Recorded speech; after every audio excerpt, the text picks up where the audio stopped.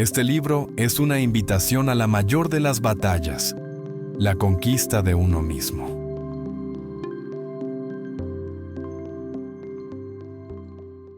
No se trata de cambiar el mundo exterior, ni de esperar que la vida sea justa, fácil o complaciente. Se trata de asumir, con valentía, que el poder está en nuestras manos y que la libertad nace en el instante en que decidimos hacernos cargo de nuestros pensamientos, emociones y actos. Este contenido es un desafío a las cadenas invisibles que nos atan: la culpa, la dependencia, el miedo, la necesidad de aprobación. Aquí encontrarás no teorías abstractas, sino un llamado a vivir con coraje, a romper con los convencionalismos y a proclamar tu independencia interior.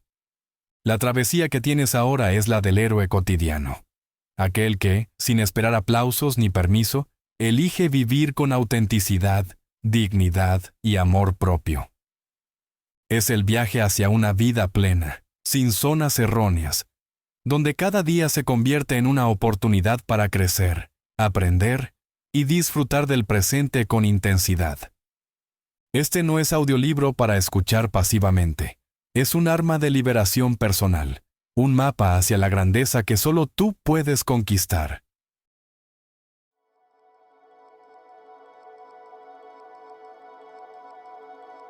Capítulo 1. Haciéndote cargo de ti mismo. La vida es corta y la muerte inevitable. Recordar esta verdad es lo que da perspectiva a cada elección. ¿Vivir según las expectativas de otros o atreverse a ser uno mismo? Quien posterga esa decisión corre el riesgo de descubrir, demasiado tarde, que nunca vivió de manera auténtica, frente a la eternidad de la muerte. Lo único que importa es aprovechar este instante. La verdadera inteligencia no se mide por títulos o memoria, sino por la capacidad de elegir la felicidad.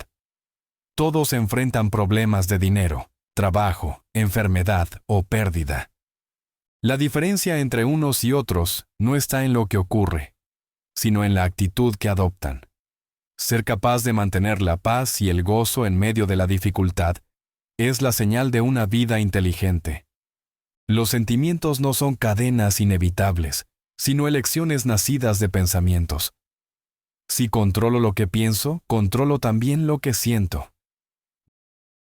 No es el huracán el que deprime, sino lo que me digo sobre él. No es la crítica lo que hiere, sino la interpretación que hago de ella. Sin embargo, el lenguaje cotidiano nos engaña. Me haces enojar. Me avergüenzas. En realidad, somos nosotros quienes elegimos esos estados. Cambiar la manera de hablar y asumir frases como «yo decido enfadarme» o «yo me avergüenzo de mí mismo» devuelve la responsabilidad al lugar correcto, dentro de uno. Adquirir esta nueva forma de pensar no es fácil. Requiere práctica y paciencia, como aprender a manejar un coche con cambios manuales. Al principio resulta incómodo, pero con constancia se convierte en hábito. Lo mismo ocurre al aprender a no elegir la desgracia. Se necesita disciplina emocional, repetición y vigilancia constante de los propios pensamientos. El poder de elegir es la libertad fundamental. Podemos decidir no aferrarnos a la infelicidad, como también podemos enfermarnos para evadir responsabilidades. Muchas dolencias físicas surgen de esa elección inconsciente de escapar, como dolores de cabeza usados como excusas o enfermedades que sirven para evitar decisiones. La mayor parte del sufrimiento no proviene de lo que pasa afuera, sino de lo que fabricamos dentro. El verdadero enemigo es la inmovilización. Emociones como la ira, la culpa, el miedo o la autocompasión se convierten en trampas que impiden actuar. Cualquier sentimiento que bloquee el amor, el trabajo, el descanso o el disfrute es un obstáculo elegido. La medida de su utilidad es sencilla. Si permite avanzar, puede quedarse. Si paraliza, debe soltarse. Vivir en el presente es la llave maestra. El ahora es lo único real, pero la cultura enseña a posponer la vida, esperar el ascenso, el matrimonio, la jubilación, Mientras tanto, los años se escapan. Al final, no duelen tanto los errores cometidos como las oportunidades nunca tomadas. Aprender a absorber el presente con plenitud es el camino hacia una vida real. La motivación también marca el rumbo. Vivir desde la carencia significa actuar para corregir defectos. Vivir desde el crecimiento significa expandirse, aprender, renovarse. Solo el cambio constante es señal de vida. La espera pasiva y el estancamiento son formas de muerte anticipada. Hacerse cargo de uno mismo significa aceptar la responsabilidad total por los pensamientos, los sentimientos y las elecciones. Nadie más puede decidirlos. La libertad no se encuentra afuera, se construye instante tras instante dentro de la mente. Renunciar a culpar a los demás y elegir conscientemente cómo vivir es la más radical de las revoluciones personales. Consejos prácticos. Recuerda cada día que la vida es breve. Usa la certeza de la muerte como impulso para elegir ser tú mismo y vivir con autenticidad. Cuando aparezca una emoción negativa, pregúntate, ¿qué pensamiento la origina? Cámbialo conscientemente para modificar el sentimiento. Entrena tu mente en lo cotidiano. En un atasco, en una fila, en una espera, decide pensar de otra forma y convierte el momento en un ejercicio de libertad. Aférrate al presente. Disfruta lo que ocurre ahora sin esperar al futuro para empezar a vivir. Capítulo 2. El primer amor. El primer amor necesario en la vida es hacia uno mismo. La autoestima no depende de la mirada de otros, sino de la certeza íntima de ser valioso y digno. Sin embargo, desde la infancia se enseña lo contrario. Se obliga a callar, a compartir lo que más se aprecia, a posponer deseos para complacer, a asociar el cuidado de sí mismo con egoísmo. Poco a poco, lo que era natural en el niño, la confianza en su propia importancia, se va debilitando hasta convertirse en dependencia del afecto ajeno. Amar significa permitir que los demás sean lo que eligen ser, sin imponer expectativas. Ese respeto solo nace cuando existe amor propio. Quien se acepta como digno puede dar y recibir afecto libremente, sin condiciones ni miedos. En cambio, quien no se ama sospecha de cada gesto de cariño y queda atrapado en la inseguridad. Noé lo vivía así. Deseaba decir «te amo» a su esposa e hijos, pero callaba porque temía no ser correspondido. Para él, el valor personal dependía de la respuesta ajena. Su silencio era el reflejo de esa trampa. Amarse implica separar el ser del comportamiento. Los errores no disminuyen la dignidad. Sin embargo, las frases de la infancia confunden identidad con actos. Eres malo, en lugar de hiciste algo malo. Esta asociación envenena la autoestima y convierte cada equivocación en una prueba de indignidad. Recuperar el amor propio significa romper con ese hábito y aprender a ver las conductas como elecciones, no como condenas. Aceptar el cuerpo es otra forma de amarse. La cultura insiste en sembrar vergüenza, olores, formas, rasgos, estereotipos de belleza. Reconciliarse con lo que uno es, elegir lo que puede cambiarse y aceptar lo que no, es un acto de dignidad. El cuerpo no debe ser un campo de batalla contra normas ajenas, sino un espacio donde habitar en paz. El desprecio personal se manifiesta en gestos cotidianos. Rechazar cumplidos, minimizar logros, inventar excusas, renunciar a placeres con la idea de no merecerlos. Cada actitud de este tipo refuerza un ciclo de autosabotaje. Susana lo encarnaba. Era atractiva, deseada, pero arruinaba sus relaciones porque no creía merecer amor. Al escuchar «te quiero», respondía con sospechas y dudas. Su incapacidad para aceptar afecto reflejaba la falta de aceptación interior. También la queja perpetua es un signo de falta de amor propio. Decir «estoy cansado», «me duele todo», «qué mala suerte», no cambia nada. solo consume energía. Quien se respeta elige actuar en lugar de lamentarse. La queja es la voz de la inmovilidad. La acción, la voz de la libertad. El amor propio no es arrogancia. La soberbia necesita aplausos y testigos, mientras que la verdadera autoestima no requiere demostraciones. Es una certeza silenciosa, interior, que libera del juego de las comparaciones y de la dependencia de halagos. No amarse, sin embargo, parece ofrecer beneficios. Evita el riesgo de acercarse a otros, da excusas para no crecer, atrae compasión, permite culpar a los demás o mantenerse en un estado infantil de dependencia. Pero esas ganancias son trampas que paralizan. Elegir no amarse es elegir una forma de muerte en vida. El amor propio comienza con ejercicios simples. Aceptar cumplidos con gratitud. Atreverse a expresar «te amo», sin miedo. Permitirse placeres sin culpas. Cuidar el cuerpo desde el respeto. Corregir pensamientos autodestructivos en cuanto aparecen. Cada acto pequeño siembra un hábito nuevo. Tratarse con dignidad.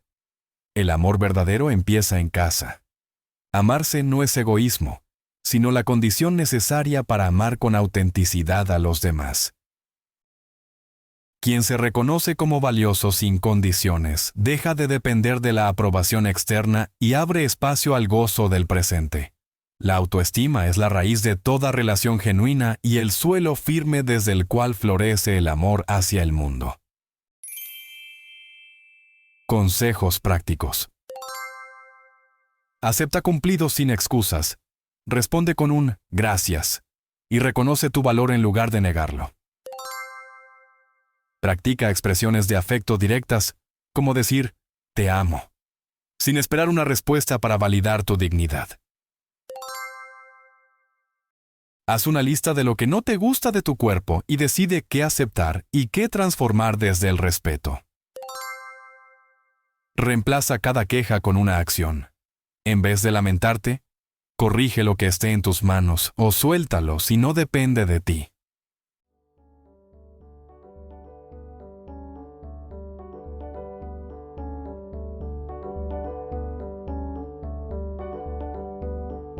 Capítulo 3. Tú no necesitas aprobación. Vivir pendiente de la aprobación ajena es ceder el control de la propia vida. La aceptación de los demás puede ser agradable, pero cuando se convierte en una necesidad, se transforma en una prisión.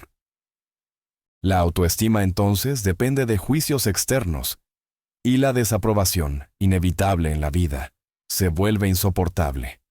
Quien intenta agradar a todos condena su existencia a la frustración.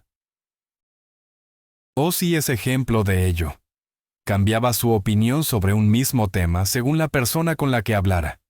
Ante su suegro decía una cosa, ante su jefe otra, ante su hermano otra distinta. No había autenticidad, solo miedo al rechazo. Esa incapacidad para sostener una postura mostraba el costo de vivir, como reflejo de las expectativas ajenas. La raíz de esta necesidad se siembra en la infancia. A los niños se les enseña a consultar cada decisión con sus padres: qué comer, cómo vestirse, con quién jugar. El mensaje es claro: no confíes en ti mismo. La escuela refuerza el hábito, premiando la obediencia y castigando la independencia. La religión lo amplifica con el énfasis en el castigo y el miedo. La cultura de consumo aprovecha la inseguridad para vender productos, recordando que lo importante es lo que otros piensan de uno. Canciones populares repiten, «Sin ti no soy nada», y el mensaje se instala como verdad. La valía depende de alguien más. La necesidad de aprobación es también una herramienta de manipulación. Quien depende de halagos es fácilmente controlable. Padres, parejas, maestros o jefes saben que bastan la crítica o la desaprobación para doblegar a quien no confía en sí mismo. El problema no es buscar reconocimiento, sino no poder vivir sin él. Aceptar la inevitabilidad de la desaprobación es el primer paso hacia la libertad. Alrededor de la mitad de las personas no estará de acuerdo con lo que uno haga o diga, Esa es la condición de existir, y asumirlo libera del sufrimiento. Como decía Lincoln, si el resultado es bueno, las críticas no importan. Si es malo, ni el apoyo de los ángeles lo justifica. Las conductas de búsqueda de aprobación son muchas. Cambiar de opinión constantemente, suavizar palabras para evitar conflictos, disculparse en exceso, fingir saber algo para impresionar, comprar lo que no se quiere, sentirse herido por cualquier crítica. Todas estas actitudes refuerzan la dependencia y la debilidad interior.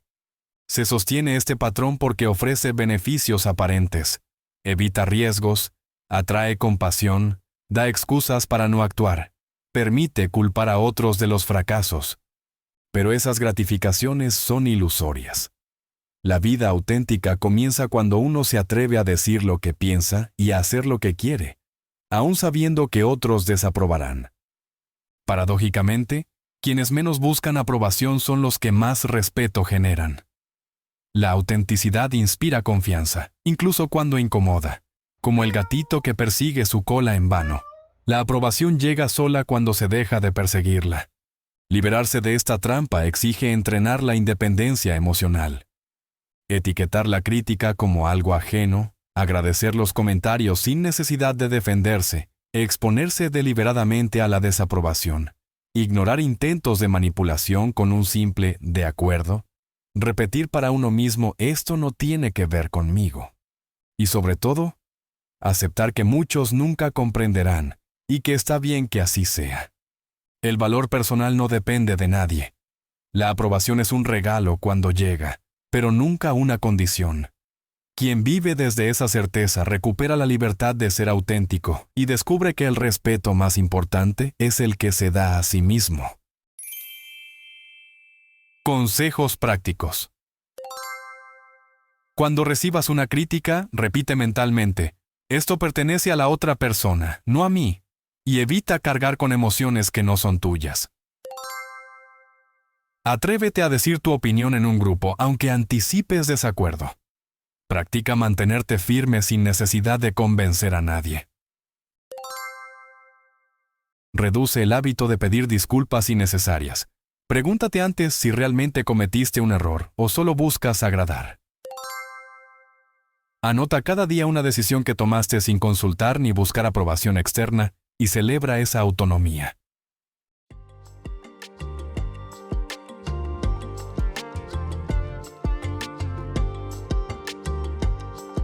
Capítulo 4. La ruptura con el pasado.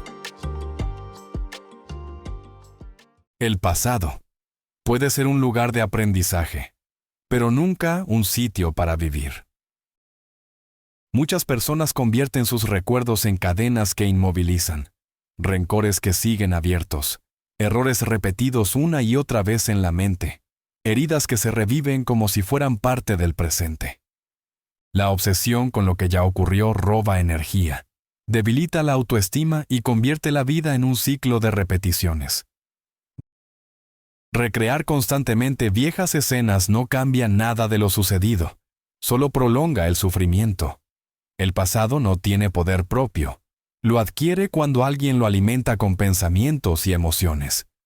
El dolor persiste no porque los hechos sigan actuando, sino porque se mantiene viva la decisión de recordarlos con resentimiento o culpa. Los recuerdos dolorosos suelen justificarse como necesarios. Debo analizarlos para aprender. Necesito comprender qué pasó. Pero muchas veces se trata de excusas para no soltar.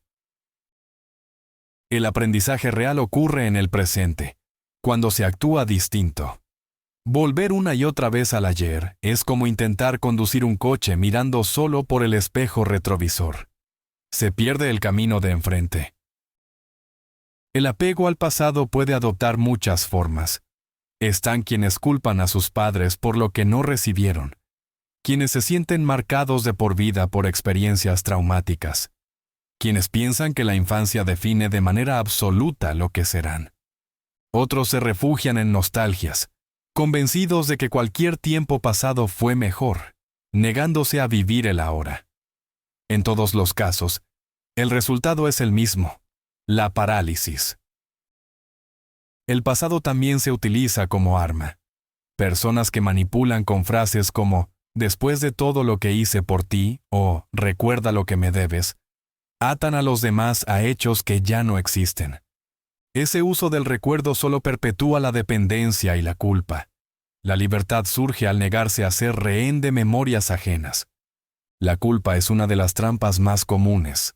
Revivir errores cometidos como castigo perpetuo se disfraza de responsabilidad, pero no lo es. Culparse no cambia nada. Lo que transforma es la acción presente.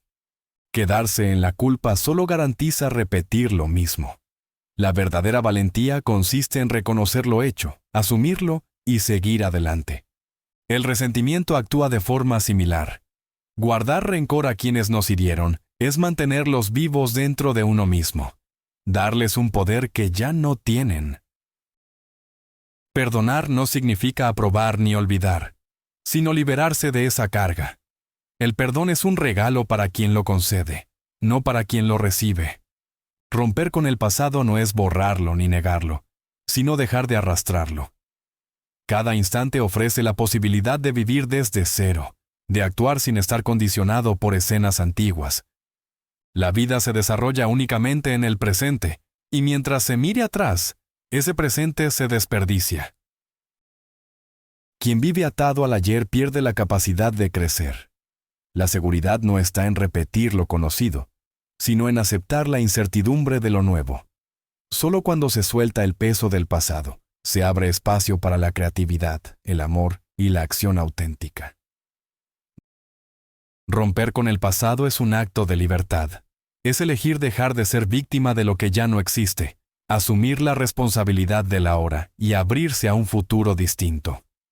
El ayer puede ser recordado con gratitud o con aprendizaje, pero nunca debe convertirse en prisión. La vida comienza siempre en el instante presente, y solo ahí se encuentra la verdadera oportunidad de ser. Consejos prácticos. Revisa tus «yo soy» más repetidos y cámbialos por frases que indiquen posibilidad. Hasta ahora me comportaba así, ahora elijo distinto. Enfrenta un comportamiento que hayas justificado con una etiqueta. Si dices «soy olvidadizo», trabaja una semana en registrar cada compromiso. Pide a un amigo de confianza que te señale cuando uses un «yo soy» limitante y corrígete en el momento. Dedica un día a realizar una actividad que siempre evitaste con la excusa de un «yo soy». Observa cómo esa etiqueta pierde fuerza al desafiarla.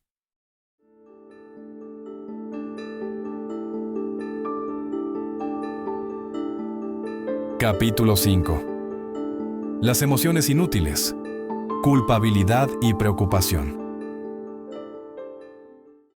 La vida ofrece un escenario en el que el pasado y el futuro suelen pesar más que el instante presente. Dos emociones, aparentemente opuestas pero en realidad hermanas, son las responsables de este despojo: la culpabilidad y la preocupación.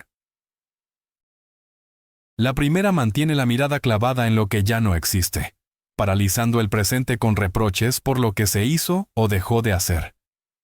La segunda encadena el ahora a los fantasmas de un mañana incierto, anticipando desgracias que, en su mayoría, nunca sucederán. Ambas son, en esencia, un desperdicio de energía vital.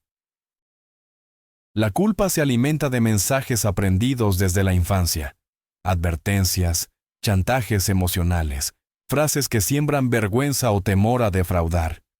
Así nace la culpa residual, que se instala como un eco persistente en la vida adulta. A esto se suma la culpa autoimpuesta, aquella que surge cuando el individuo infringe sus propios códigos o expectativas.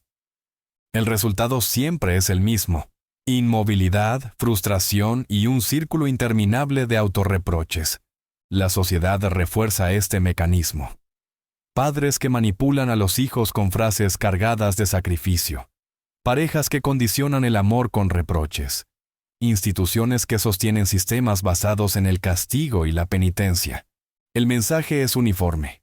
Sentir culpa es la prueba de que uno se preocupa, de que uno quiere. Pero este sentimiento no cambia el pasado, ni evita la repetición del error. Al contrario, lo fortalece. La culpa se convierte así en una forma encubierta de permiso para reincidir. Lo mismo ocurre con la preocupación. La cultura la reviste de nobleza. Preocuparse por alguien es señal de amor. Angustiarse por el futuro es señal de responsabilidad. Sin embargo, lo único que logra es despojar al presente de su frescura. La mente se llena de catástrofes hipotéticas, de miedos inflados que rara vez coinciden con la realidad. En el fondo, preocuparse no es más que otra forma de evasión. En lugar de actuar, uno se mantiene atrapado en la ansiedad, inmóvil. Ambas emociones comparten una paradoja, ofrecen beneficios aparentes. La culpa permite eludir la acción presente, disfrazar la inercia de moralidad, despertar compasión en otros. La preocupación concede excusas para la pasividad, justifica vicios y genera la sensación de ser alguien atento y amoroso. Pero son gratificaciones huecas, un refugio que se convierte en prisión. El camino hacia la liberación consiste en aceptar que ni la culpa cambia el pasado, ni la preocupación controla el futuro. El único territorio real es el presente. Asumir la responsabilidad de los actos, aprender de los errores sin quedarse atrapado en ellos, y transformar la energía de la angustia en acción concreta. Ahí reside la posibilidad de crecimiento. No se trata de negar el pasado ni de dejar de planear el futuro, sino de dejar de desperdiciar el ahora en sentimientos que inmovilizan. Aprender a detectar cuándo uno está siendo manipulado por la culpa o arrastrado por la preocupación es el primer paso. El siguiente es actuar de manera consciente, aceptando lo que se elige y viviendo según un sistema de valores propio, no impuesto. El presente, libre de cadenas, es el único espacio donde se construye la vida. Aferrarse a culpas o preocupaciones es como cargar con sombras. No tienen sustancia, pero roban la luz del instante. Consejos prácticos. Aprende a detectar la manipulación emocional. Cuando alguien intente inducir culpa en ti, reconoce el patrón y responde desde la responsabilidad, no desde la sumisión. Diferencia entre planear y preocuparte. Planear implica acción en el presente, mientras que preocuparse te paraliza. La clave está en moverte hacia lo que sí puedes controlar. Usa el diario de emociones. Registra cada situación en la que sientas culpa o preocupación y anota qué pierdes en tu presente por sostener ese sentimiento.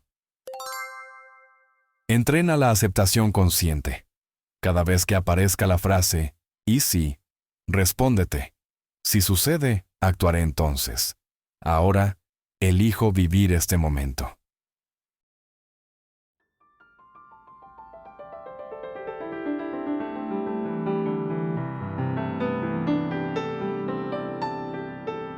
Capítulo 6. Explorando lo desconocido.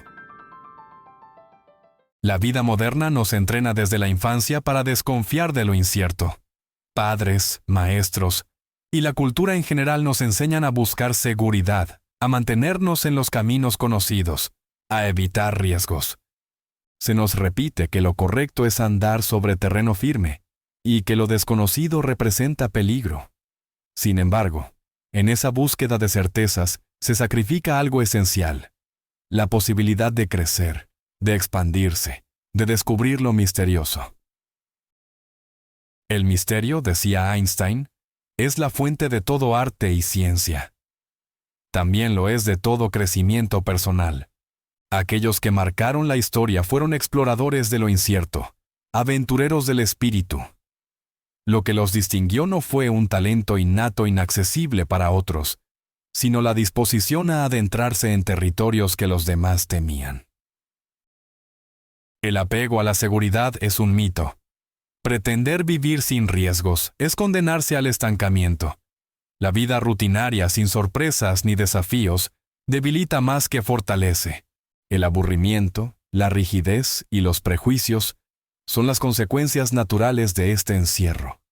Cuando uno repite los mismos días miles de veces, en realidad no vive, apenas sobrevive. Abrirse a nuevas experiencias implica liberarse de ideas limitantes, que el yo es frágil, que es mejor tolerar lo conocido que arriesgarse a lo incierto, que todo debe tener un motivo o un plan perfecto. La espontaneidad es la clave. Decidir en un instante, probar algo diferente, permitir que el simple deseo sea suficiente razón. No se trata de actuar con irresponsabilidad, sino de confiar en la propia capacidad para enfrentarse a lo nuevo. El miedo al fracaso es otra de las trampas. Se nos inculca que equivocarse es sinónimo de inutilidad. Pero el fracaso en realidad no existe. Es solo una opinión. Los animales no fracasan, simplemente actúan. De la misma manera, cada intento humano es una oportunidad de aprendizaje.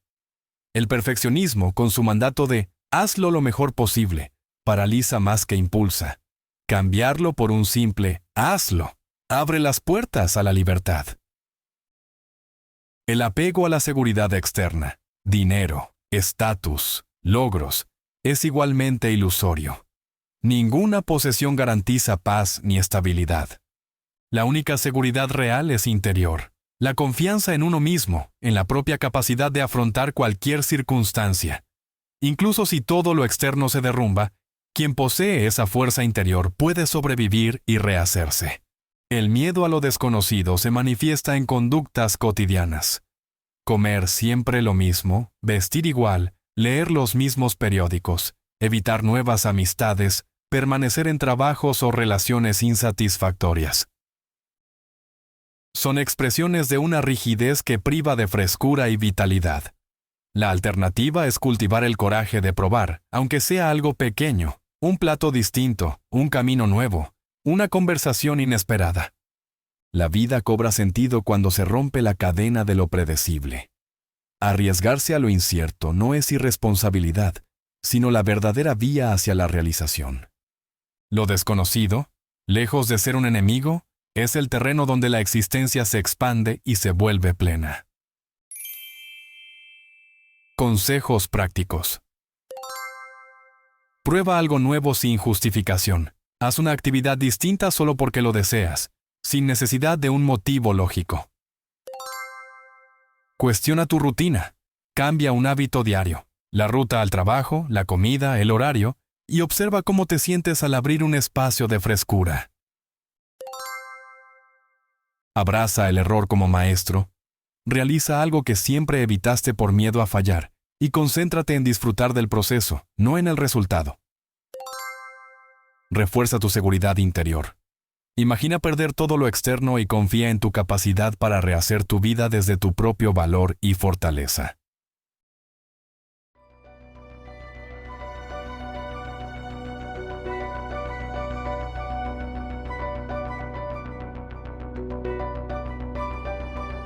Capítulo 7.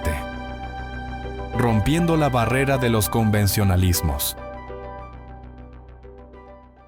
La sociedad impone reglas invisibles que dictan cómo debe vivirse, qué ropa usar, cómo comportarse, qué camino seguir para ser considerado respetable. Desde pequeños se nos entrena para encajar en un molde. El convencionalismo se presenta como sinónimo de moralidad, cuando en realidad suele ser un disfraz de miedo y conformismo. Seguir las normas externas promete aceptación, pero al mismo tiempo roba autenticidad. Muchos cumplen con lo esperado: un trabajo seguro, una familia tradicional, una vida sin excesos ni sobresaltos, y aún así, sienten un vacío persistente.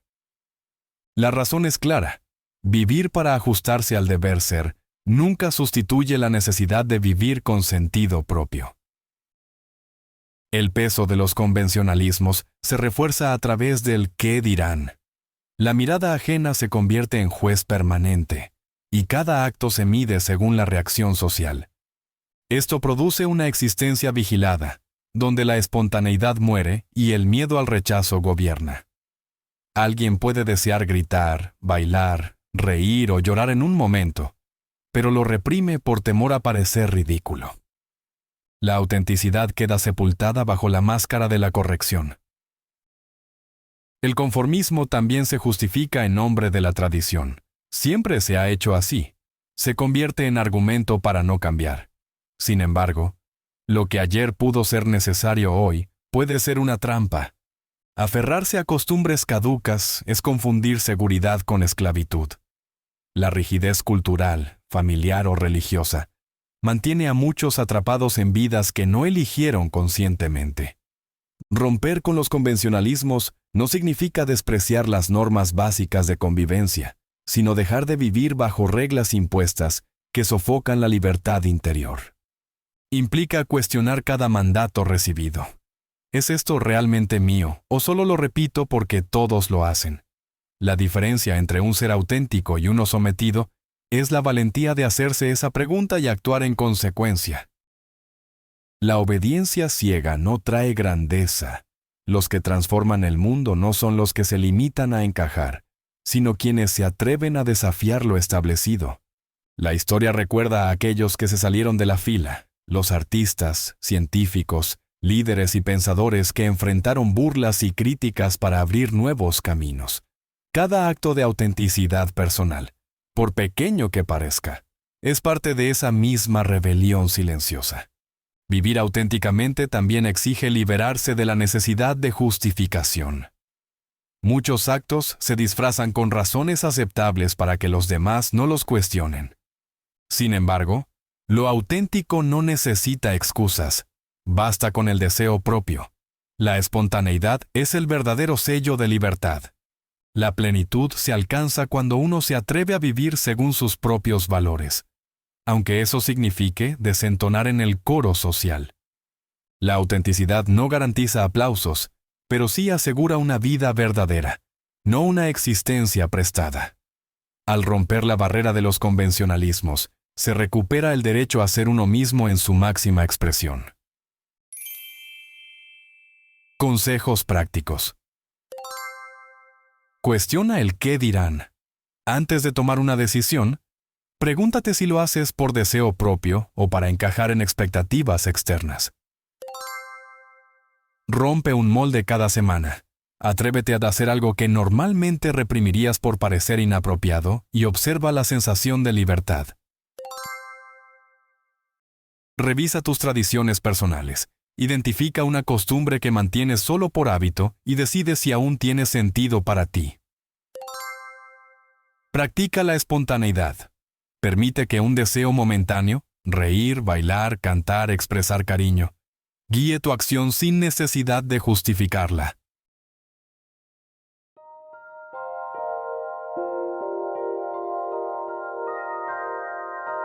Capítulo 8. La trampa de la justicia. La vida no está diseñada para ser justa. La naturaleza misma lo demuestra. Los pájaros se alimentan de gusanos. Los desastres arrasan sin distinción. Los animales se devoran unos a otros. Pretender que exista una balanza equitativa en cada aspecto es una ilusión que solo conduce a la frustración. El error no está en constatar la injusticia, sino en permitir que se convierta en causa de infelicidad. Frases como «no es justo» o «yo no te haría eso a ti» son intentos de someter la vida a una balanza ficticia. La justicia se usa como medida para controlar el comportamiento ajeno, pero en realidad traslada el poder personal hacia afuera. Compararse con los demás, exigir compensaciones exactas, reclamar que todo funcione como un intercambio perfecto, genera resentimiento y paraliza la acción. El sistema social alimenta esta expectativa. Las leyes, la política, las instituciones prometen equidad, pero los hechos muestran lo contrario. Los poderosos eluden consecuencias, mientras los débiles cargan con el peso.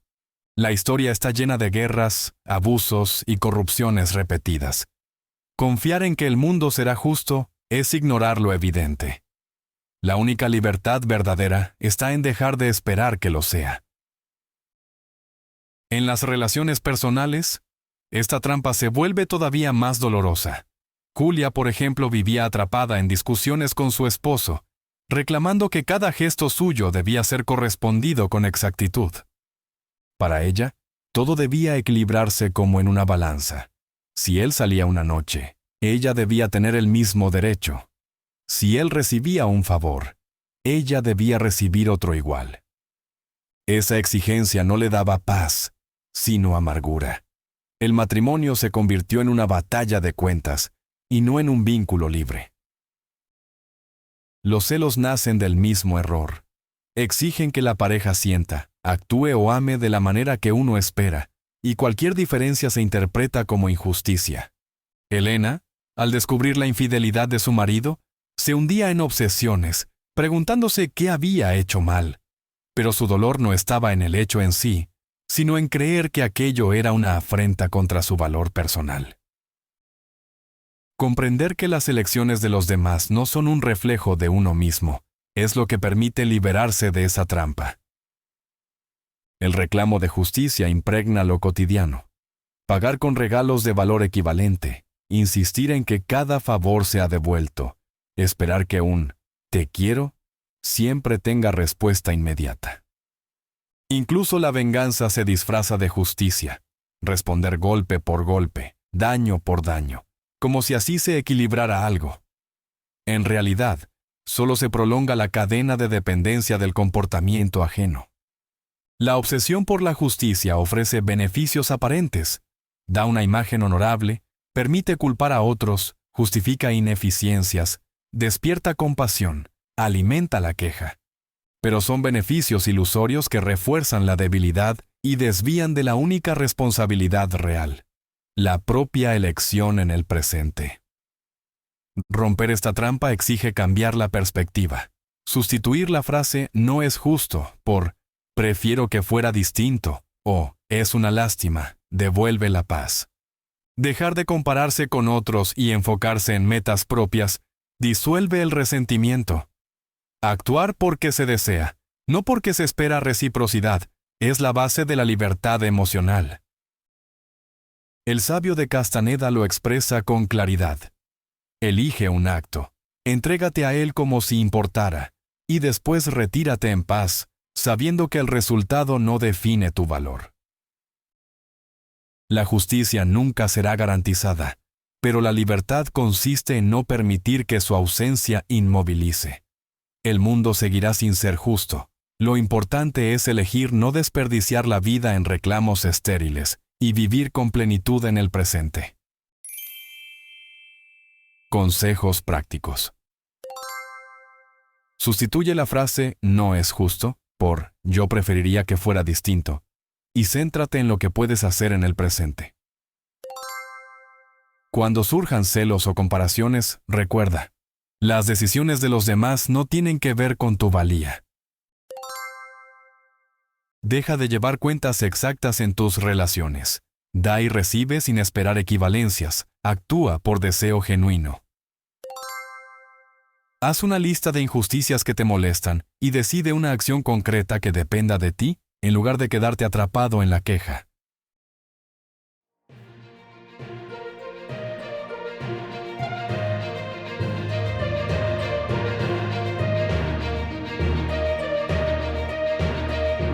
Capítulo 9. Terminando postergaciones. La postergación es una de las trampas más comunes que inmovilizan la vida. Decir, algún día lo haré, se convierte en una fórmula repetida que roba el presente y retrasa indefinidamente el crecimiento. Lo que parece prudencia o planificación suele ser miedo disfrazado, miedo al fracaso, al rechazo, a equivocarse. Pero en esa espera, la vida se escurre, y lo que nunca se hace, se transforma en arrepentimiento. Posponer decisiones y acciones es una estrategia que tranquiliza momentáneamente, porque evita enfrentar riesgos. Sin embargo, lo único que asegura es el estancamiento. Cada vez que se dice «después», se entrena a la mente a refugiarse en la comodidad de la inacción. La ilusión de que habrá un momento perfecto en el futuro se convierte en la excusa para no actuar nunca. La cultura alimenta esta trampa. Desde pequeño se enseña a esperar, a que llegue la jubilación para descansar, a que lleguen las vacaciones para disfrutar, a que se acumulen ahorros para comenzar a vivir. Se aplaza el gozo en nombre de un mañana que rara vez llega como se espera. Al final, el futuro se convierte en un refugio vacío, un lugar imaginario donde se desperdicia la oportunidad de vivir ahora. Las postergaciones también ofrecen beneficios aparentes. Dan la sensación de control, evitan la ansiedad del riesgo, permiten culpar a la falta de tiempo o de recursos. Pero esas ventajas son ilusorias. Lo cierto es que quien aplaza sistemáticamente lo importante nunca lo hace, porque las condiciones ideales nunca existen. Ejemplos de postergación abundan. El estudiante que deja sus tareas para último momento, el trabajador que retrasa una decisión clave, la persona que sueña con escribir, aprender, viajar, pero siempre espera el instante adecuado. Todos comparten la misma consecuencia. Vidas desperdiciadas en planes que nunca se concretan. El costo de este hábito es alto. Aumenta el estrés, deteriora la autoestima, alimenta la culpa. Cada acción pendiente pesa como una deuda emocional. La mente se llena de recordatorios no resueltos y el presente se convierte en una carga. Incluso el cuerpo sufre, porque la tensión de lo postergado se manifiesta en insomnio, fatiga y ansiedad. Romper con la postergación exige actuar aunque las condiciones no sean perfectas.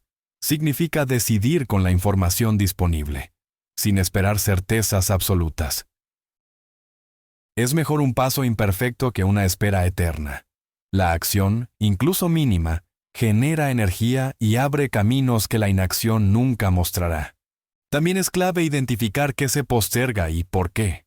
Muchas veces lo aplazado coincide con lo más importante: cuidar la salud, expresar afecto, asumir decisiones vitales. La mente prefiere refugiarse en tareas menores, más fáciles, para no enfrentar lo esencial. Reconocer este patrón es el primer paso para desarmarlo. El tiempo es un recurso que no se acumula. Cada día perdido no vuelve, y la acumulación de excusas termina convirtiéndose en la biografía de una vida no vivida.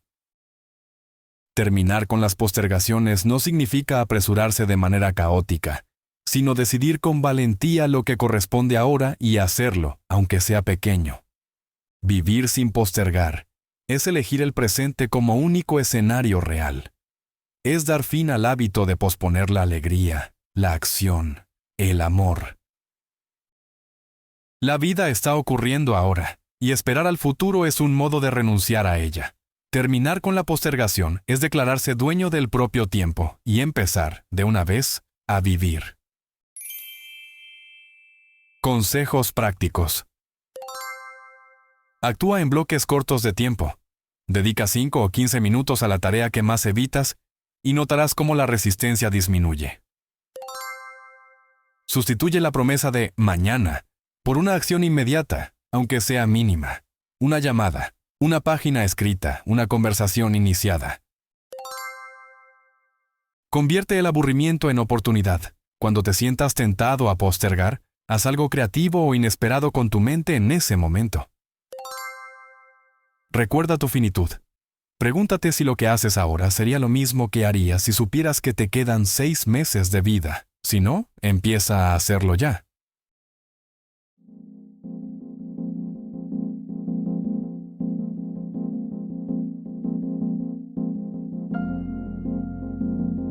Capítulo 10. Proclama tu independencia. Ser libre significa dejar de vivir según las expectativas de otros. La independencia no es rebeldía vacía, sino la capacidad de actuar guiado por decisiones propias, sin depender de la aprobación ni del permiso ajeno. Proclamar esa independencia es un acto de madurez, es asumir que la vida es demasiado corta para vivirla prestada. La mayoría de las personas permanece atrapada en dependencias invisibles. La familia, la sociedad, las instituciones y hasta los amigos establecen reglas sobre lo que debería hacerse, y quienes las obedecen sin cuestionar entregan su autonomía. El resultado es una vida dirigida por miedos.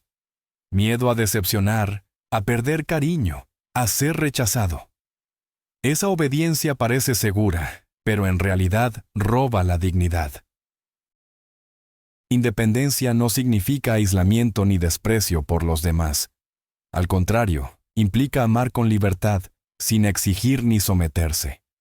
Significa poder decir sí o no con autenticidad, sin disfrazar los actos para evitar críticas. Quien es independiente mantiene relaciones más sanas, porque no ama desde la necesidad, sino desde la elección consciente. El proceso de proclamar la independencia pasa por reconocer las cadenas emocionales que atan. Muchas veces esas cadenas se disfrazan de lealtad, de sacrificio, de buen comportamiento. Un hijo que sigue la profesión que sus padres eligieron.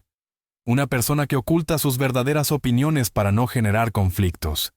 Alguien que acepta compromisos por miedo a quedar mal. Cada una de estas decisiones, aunque parezcan nobles, se convierten en prisiones cuando se hacen contra la propia voluntad. La sociedad premia la conformidad y castiga la autenticidad. Se repite que el éxito consiste en cumplir expectativas, en encajar, en ser reconocido.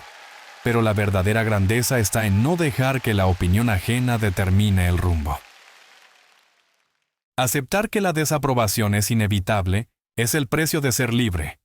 Quien se atreve a declararse independiente, descubre que la mayoría de las presiones externas pierden poder cuando uno deja de cederles espacio. La independencia también exige aprender a estar solo. El miedo a la soledad impulsa muchas dependencias. Matrimonios sostenidos por costumbre, amistades basadas en la conveniencia, trabajos aceptados solo para no quedar fuera. Saber disfrutar de la propia compañía, valorar el silencio y la autonomía, es la base para relacionarse sin ataduras. El precio de no proclamar la independencia es alto. Significa vivir resentido, sentir que otros dirigen el destino, lamentar lo que nunca se hizo por miedo al ¿qué dirán? En cambio, elegir la independencia es ganar energía, creatividad y alegría, porque cada acción surge de una decisión libre. La vida deja de ser una carga y se convierte en una oportunidad para crecer. La independencia no es un acto único, sino una proclamación diaria. Cada vez que se elige con honestidad, sin buscar permiso ni evitar desaprobaciones, se reafirma la libertad. Cada vez que se actúa por convicción y no por miedo, se fortalece la dignidad. No se trata de romper vínculos, sino de vivirlos desde la elección consciente. Proclamar la independencia personal es reconocer que la vida pertenece a uno mismo, que nadie más puede decidir qué pensar, qué sentir, ni cómo actuar. Que la libertad no se pide, se toma, y que el amor, el trabajo y la felicidad solo florecen cuando se viven desde esa certeza interior. Consejos prácticos. Aprende a detectar cuándo actúas por obligación y reemplázalo por una decisión consciente. Haz lo que elijas, no lo que se espera. Di no en situaciones pequeñas y observa cómo cambia tu sensación de libertad. La práctica fortalece la autonomía. Mantén espacios propios en tus relaciones, hobbies, amistades o actividades que no dependan de tu pareja ni de tu familia. Refuerza tu independencia económica y emocional.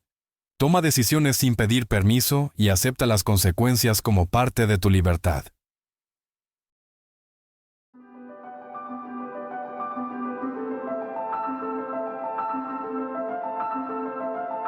Capítulo 11. Adiós a la ira. La ira suele justificarse como algo humano, inevitable o incluso necesario para desahogarse. Sin embargo, lejos de ser útil, es una emoción debilitante que enferma al cuerpo, destruye relaciones y roba la paz interior.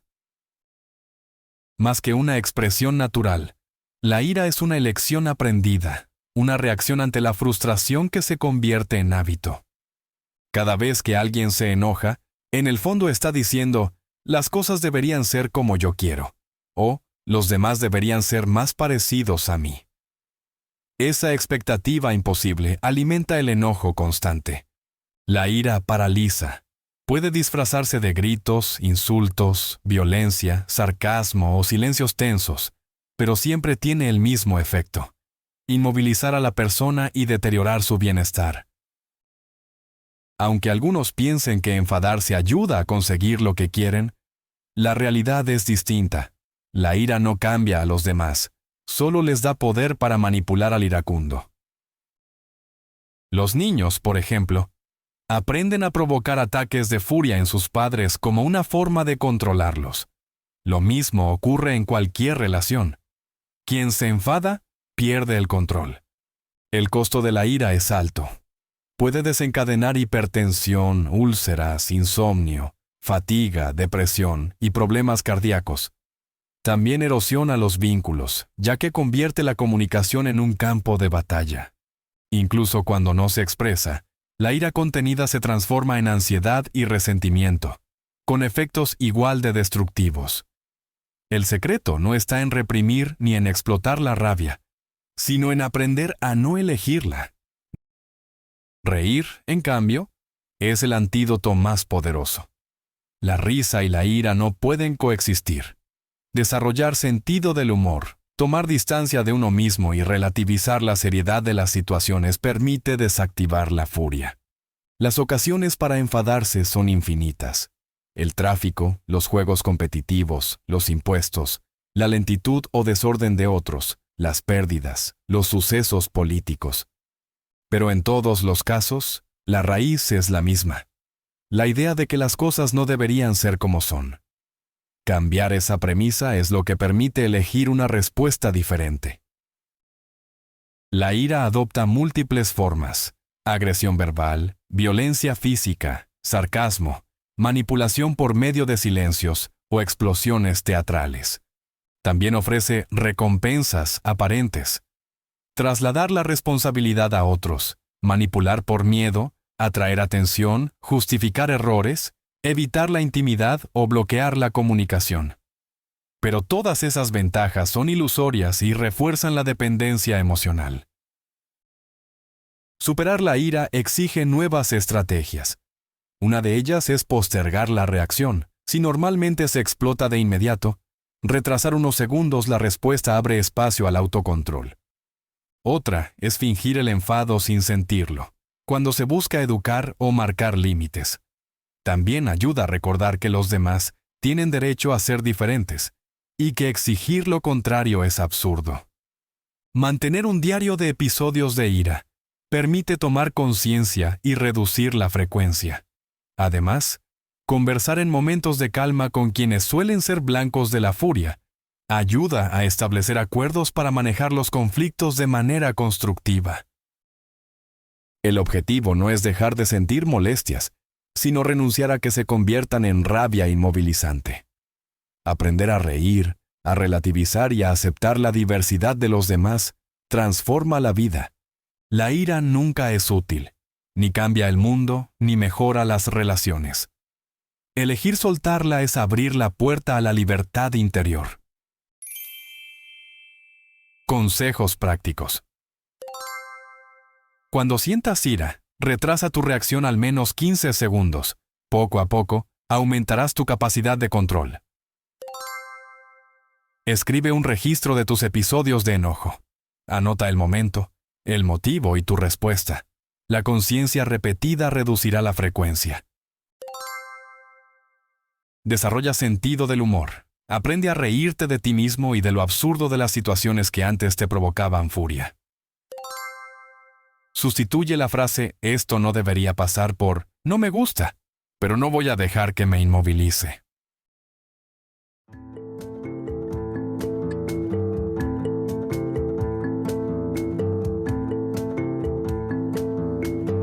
Capítulo 12. Retrato de una persona sin zonas erróneas. Una persona libre de zonas erróneas no se reconoce por lo que posee ni por el papel que desempeña, sino por la manera en que vive. Es alguien que disfruta intensamente del presente, que acepta la realidad sin quejas y que encuentra belleza en cada instante, ya sea en un día lluvioso, en la compañía de otros o en la soledad. Ha aprendido que el gozo no depende de circunstancias externas, sino de la actitud con la que se enfrenta a ellas. No arrastra culpas ni preocupaciones. Reconoce sus errores, aprende de ellos y sigue adelante, sin castigos inútiles ni temores por un futuro incierto. Su orientación es al presente, porque sabe que es lo único real. Esa capacidad le permite actuar con espontaneidad y vivir con serenidad, sin dejar que la ansiedad robe su energía. La independencia caracteriza su modo de relacionarse. Ama a los demás desde la libertad, no desde la necesidad. Valora la cercanía, pero no depende de ella para sentirse completo. Su amor no es posesivo ni controlador, sino respetuoso de la autonomía del otro. Ese equilibrio lo hace capaz de mantener vínculos más auténticos y duraderos. Tampoco necesita aprobación. No busca aplausos ni teme críticas. Vive guiado por convicciones internas y expresa lo que piensa con claridad, sin ofender ni manipular. Su valor no depende de opiniones externas, y por eso no se deja arrastrar por halagos ni se derrumba ante el rechazo. La autenticidad es su sello. El humor ocupa un lugar central en su vida. Sabe reírse de sí mismo y encontrar diversión en lo absurdo de la existencia. No ridiculiza a otros, pero contagia alegría. Entiende que lo serio y lo cómico conviven, y que la risa es una forma de sabiduría. Su aprecio por la naturaleza es inagotable. No se cansa de un amanecer, de contemplar árboles o animales, ni de asombrarse con lo cotidiano. Ve la vida como un regalo constante. Esa actitud lo protege de la rutina y le permite vivir con gratitud. En lo práctico, no pierde tiempo en peleas inútiles ni en quejas estériles. Prefiere actuar, crear, aprender. No se obsesiona con el orden perfecto ni con la justicia absoluta. Se enfoca en lo que está en sus manos y deja pasar lo que no puede cambiar. La energía que otros gastan en resentimientos o comparaciones, él la invierte en crecimiento. No teme equivocarse porque sabe que su valor no depende de logros externos. Experimenta, se arriesga y aprende en cada intento. Su honestidad es clara. Rechaza las mentiras y la manipulación. No sigue ídolos ni banderas patrióticas que dividan, porque se reconoce parte de la humanidad en su conjunto. En esencia, es alguien que se ama a sí mismo, que vive sin culpas, sin miedos y sin dependencias. Su felicidad no es una meta futura, sino una realidad presente. Está demasiado ocupado en ser, en aprender y en disfrutar de la vida para dejarse atrapar por la autocompasión o la ira. Su secreto es simple: vivir con autenticidad, sin zonas erróneas, plenamente libre.